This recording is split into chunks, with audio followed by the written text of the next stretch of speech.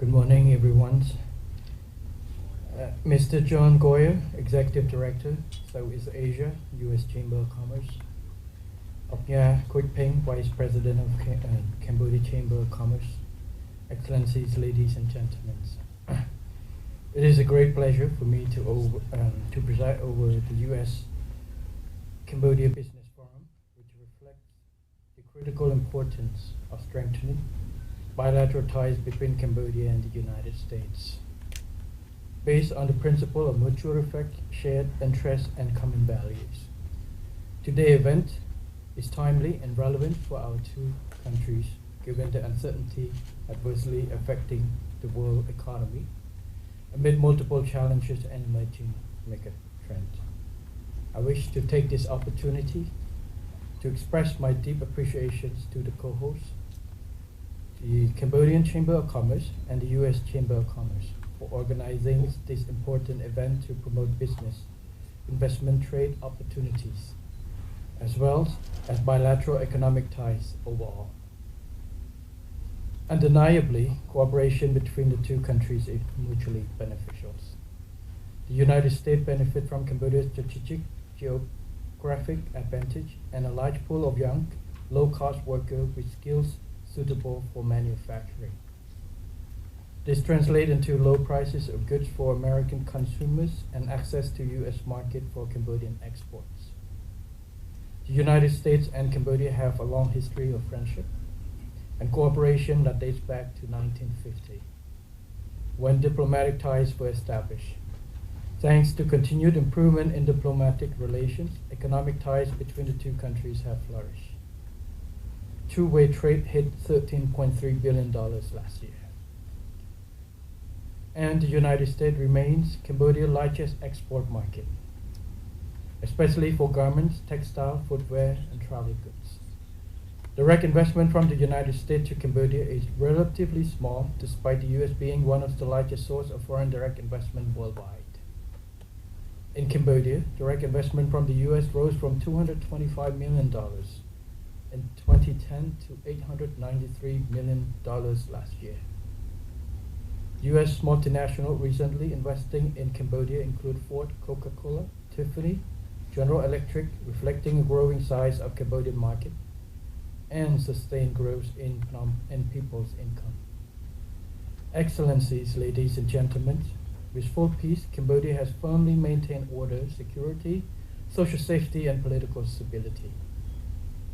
Like the United States, Cambodia believes in freedom and is rooted in democracy as enshrined in our constitutions. The royal government of Cambodia is fully committed to multi-party democracy and respect for human rights. For foreign investors, a politically stable country with a fast-growing economy is an attractive destination. In light of the global hardship caused by the COVID pandemic, the royal government of Cambodia has proven that Cambodia is more than just resilient and victorious in battles.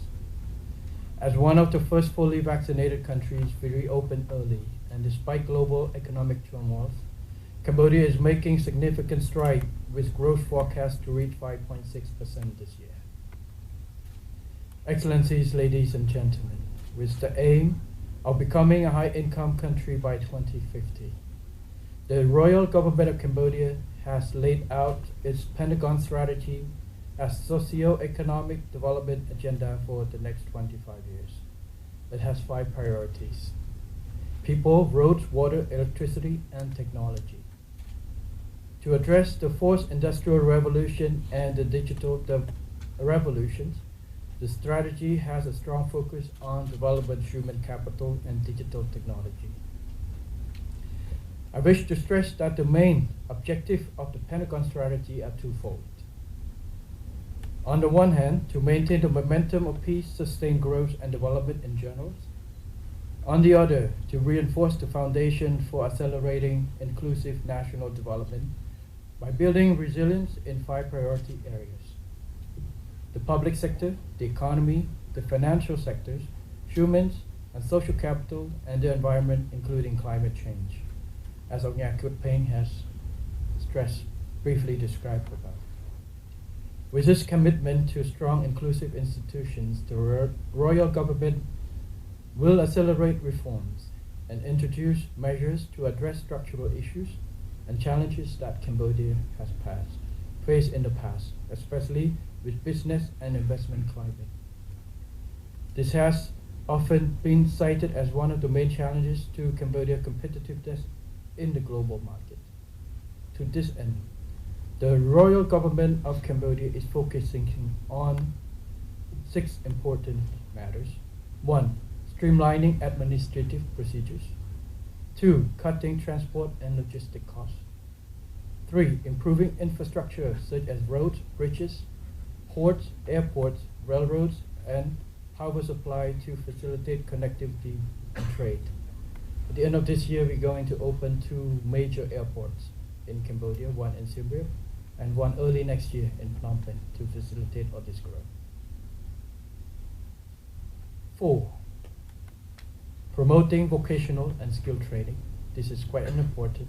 Human resources is a key to attracting and adapting our economy to the new changing world. 5. Improving good governance.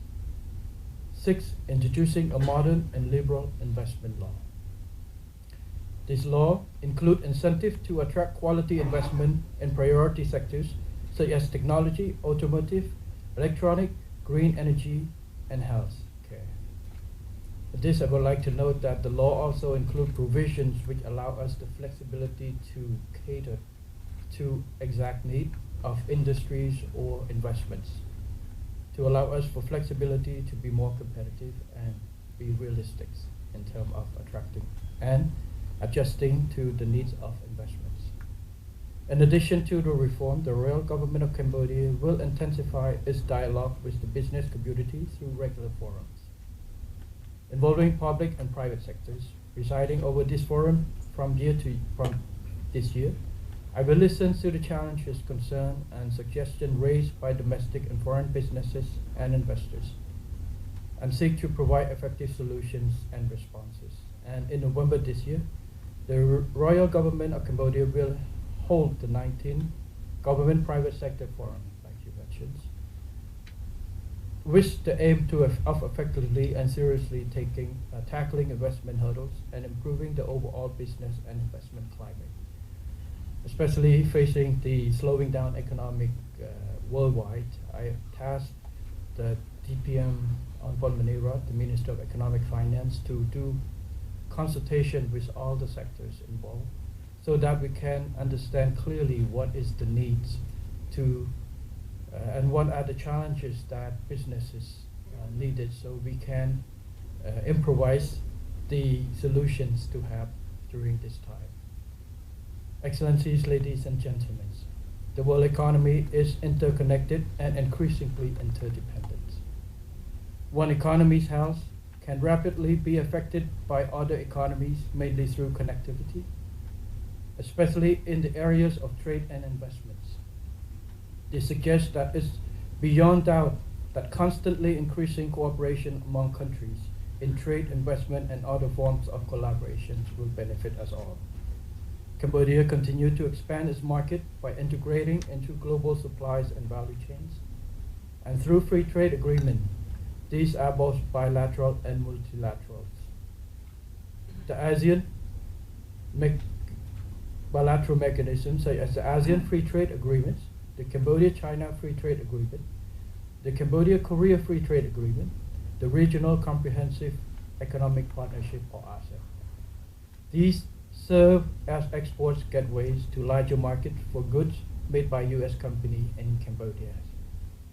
Before ending my remark, I would like to invite U.S. investors and business people to visit Cambodia. And early this year, I have an opportunity to meet the delegation from the U.S.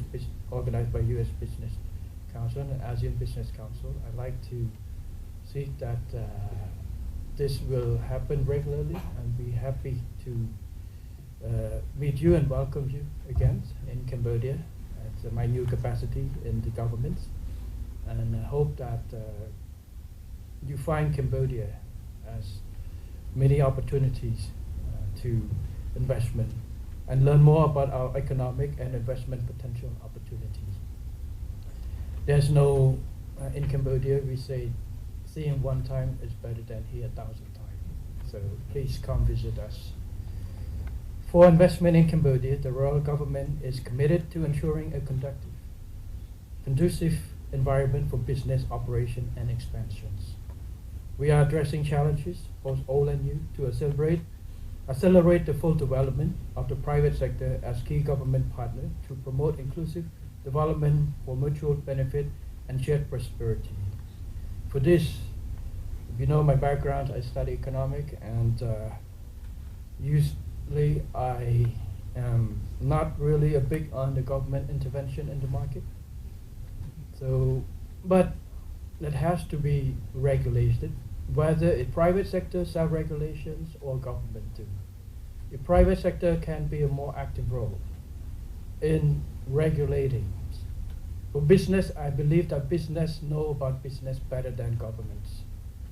The role of government is to support. We're providing framework and providing the necessary incentives to support the functioning. As my new government, I have consulted with private sector in Cambodia to see how we can be a more active partners. How can private sectors not just being advisors or give us ideas, but also when we have agreement can help us to implement. Two, as a, I guess, enforcer of the agreement between the government and so the government, if the private sector is functioning more perfectly, is better, more competitive environment, the government will take back step and less involved. This is my view. So we hope that private sector could be of a more partner for us, and the new mechanism and new drive in the futures, we hope that we can be of a better, more active role. It's in our saying that sing together, act together, and responsible together. So that is our concept in the futures, and we want to see this role of private sector become more engagement. And to conclude, I wish the USA Cambodia Business Forum great access and excellencies, ladies and gentlemen, for good health, renewed success in your endeavor. And my apologies, there's a certain request for meeting, but because I have to run for the UN, cannot meet. But we hope that your engagement here, you have chance to talk with our Cambodian businesses and the US businesses, can meet each other, make connections, get to know each other. At least you have some friends, you have more friends. And you go to Cambodia, you don't worry about get lost. You have friends there. And that is the most important thing, people connection through trade, investment, through all forms. And this is the foundations of relationship between countries. It's the peoples to peoples. And hope that our businesses, Cambodian businesses and the US businesses can form this relationship and seek opportunities not just in businesses, but also in relations and together, and hope to, through this, we can raise the cooperation and level of cooperation between our two countries become more active. And thank you very much for opportunity to